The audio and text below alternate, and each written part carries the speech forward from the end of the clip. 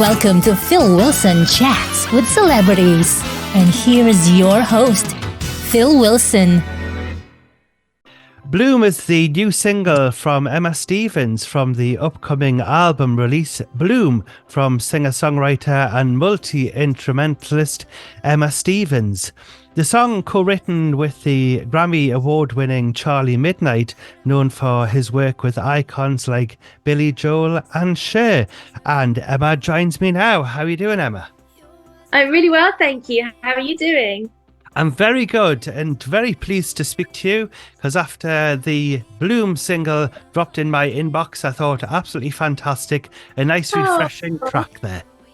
Oh, thank you. That's so lovely of you to say. Yeah, absolutely love it. Now, for listeners who are new to your music, please could you tell us when you started the love of singing? Yeah, singing actually came a bit later to me. I've always loved playing kind of more than singing, and so when I was younger, I used to pick up every instrument I could get my hands on and try and create sounds and music. And when I was kind of about sort of 11 or 12, I was writing poetry. So I then realised, if I combine the two, I'm kind of a songwriter. And then I would play for other people, and a rock band took me on a European tour, playing arenas, which was quite cool, yeah. And I ended up sort of writing for other people, but it was that tour in particular that made me realise that I really wanted to be putting out my own stuff, and kind of gathered the confidence together to be a singer. And yeah, the rest is history. I uploaded a song to BBC Introducing, and Terry Wogan heard it, got me on national radio, and yes. That gave me the platform to then kind of do this full time, which is incredible. That's right, because life has been something of a whirlwind for you as a down-to-earth surfer chick from Guildford, since embarking on a solo career in 2012 and bursting onto the scene with your distinctively catchy pop melodies fused with folk instrumentation and a touch of country. Who are your inspirations when writing music? My inspirations... I'm more inspired by songs, but I would say definitely I was inspired by the Talk on Corners album by the Corrs when I was younger. That album. I love that album so much, and just listening to three incredible women. I mean, I know we've got the brother there too, but they all played and harmonized together so beautifully, and it just made me feel like, oh, maybe I could do something like that. And so and also I loved sort of the Dixie Chicks, because they all played, played instruments, and I loved that. So I really looked up to those kind of bands and those kind of artists that could really play and write as well. Yeah, when I was over in Ireland back in about 1996, I heard on a radio station called 2FM a group called the Corrs, and then I went and bought the single. Then I brought it over and played it on my breakfast show over here in Gateshead. It was a radio station called Metro Centre in Gateshead, which used to be on for many years. And yeah, I played the track on there, and then people were straight away going to the record shop saying, "Can I have this single?" And they said, "Who are they?" So they ended up having to order.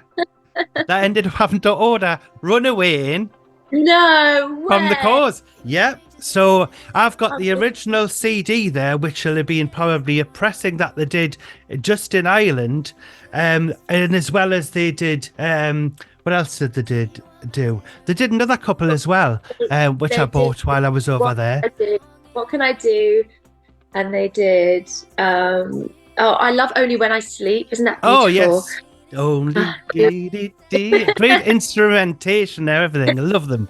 Yeah, they're absolutely great memories from the Corrs there. But yes, I could say I'm the one that brought them to the UK. Thank you very much. Well, to Gateshead. Yeah. And the rest is history. Now, what was it like recording your first track in the studio? Oh, it was incredible. My first proper recording session was with Pete Woodruff, I think, who we then went on to write 2 albums together. And it was fantastic. And it made me realise that the studio is actually a really non-pressure environment. It doesn't have to be crazy high pressure and, I've got to get this right, because you've got so many opportunities to get it right, because you can just record it again. I know probably back when it was all done on tape, it was a little bit trickier, but these days it's so much easier. So I try and just relax in the studio, and over the years, it's such a great place to be, and I feel it's the place where I can be my most free, because I can just experiment and do things and see what sounds come out, really. So it's a great place to be. Lovely, lovely. Now, you did mention earlier on there that the late Terry Wogan championed your music on the radio. What was it like having the support from such an iconic figure in radio and broadcasting?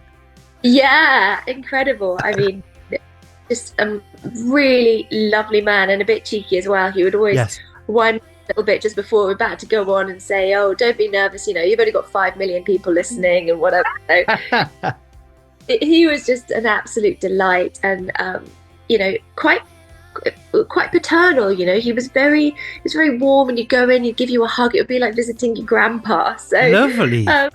Yeah, lovely man. Yeah, it must have relaxed you as well. A nice hug before you started and everything makes you part of the radio family there before you go on air. Absolutely. Lovely.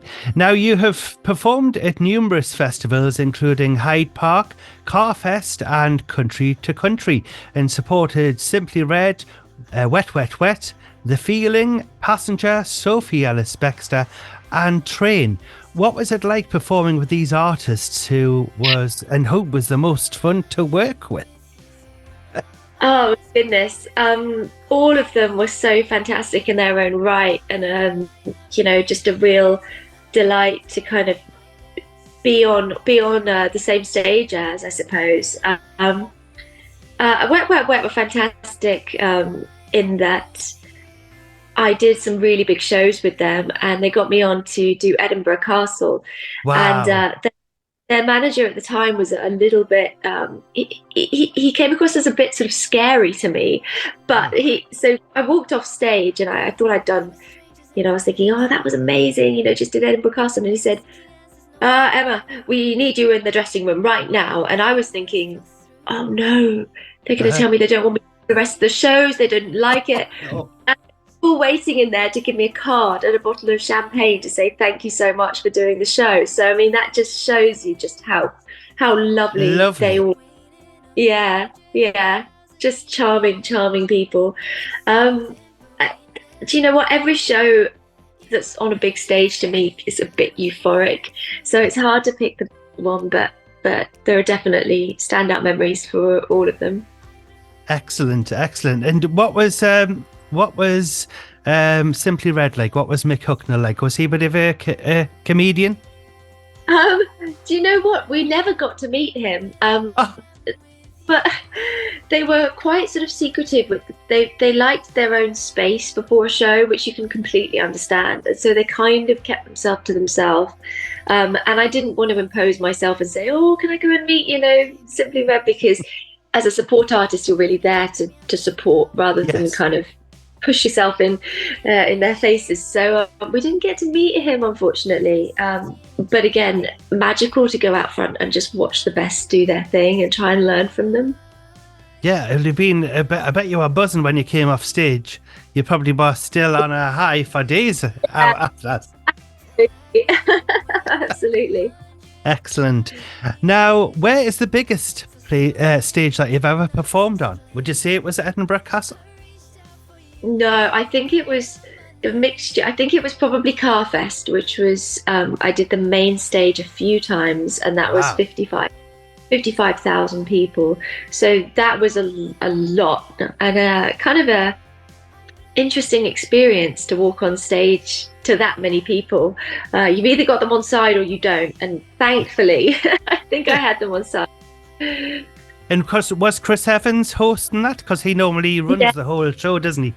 He was, yeah. He was very supportive when he was over at Radio 2 as well of my music, and would ask me live on air when he was interviewing me, oh, what are you doing on Sunday, whatever it was. Want to come and play on the main stage? I always think, oh my God, I think I do have a festival booked in that day anyway, but I'm live on Radio 2. I'm going to have to say yes. I can't tell him no.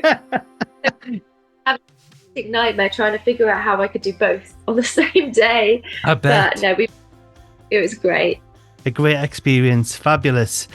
Now, your new single, Bloom, taken from your forthcoming album, Bloom, is a fabulous track and I absolutely love it. Now, is there a personal story about the track? Do you know, I love writing metaphorically and I use nature a lot in my music. And I wanted to write a song that kind of reflects how it feels when you meet someone. It could be anyone that it really sort of nourishes your soul and brings out your best. So that's the idea with Bloom is, you can imagine a bulb being under the earth and that's sort of reflective of your times where you're not maybe feeling great or feeling yourself. And just with a little bit of care and a little bit of love, you turn into the person that you are. And that's sort of because of the person or the people in your life that build you up and make you happy. So that's kind of the background behind the song, really. Because as soon as I heard it and then I looked at the title and I was thinking, is it all about yourself there? Because you're blooming now. Oh, that's lovely. Thank you. I am shining away. And doing a great job. Now, what can we expect from your forthcoming album? Yeah, so with this album, I really wanted to just focus on writing songs that I loved and that I hope that people would love, and take them to the studio and not really be too particular about fitting them all into the same sounding album. I just wanted to let them become what they wanted to become. Yeah.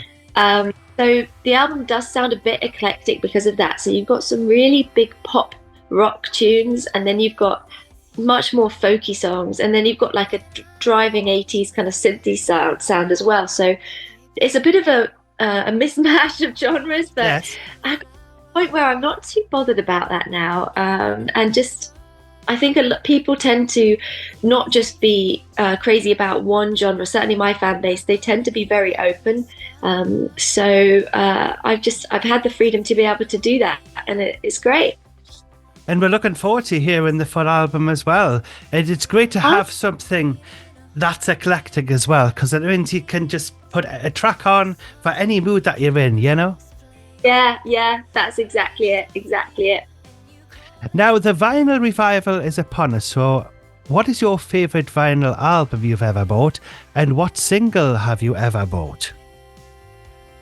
Oh my goodness me, that is a difficult question. Talking about vinyl, actually, before I answer that, I should say that my first album turned 10 last year, and we never did a vinyl for it. We haven't done vinyl ever, actually, because it's very expensive for indie artists to do. But we finally got Enchanted, my first album, onto vinyl for the 10-year anniversary. So I brought out a limited run of those. Excellent. Which really magical. Going back to your question, I can't remember. I just remember listening to all my mum's vinyls. I don't remember what the first one I bought, but I used to listen to her vinyls all the time. And whatever was in the house, really, I just loved it. My first single has got to be something like a Celine Dion tape, maybe. Right. God, do you know what? I should know that off the top of my head, really, but it was something like that. It could have been the Corrs. It would have been something a bit random that I like the sound of. So with the Corrs, what would be the song that you would go for then if you said, right, Phil, we're going to put this on now? Oh, that is tricky.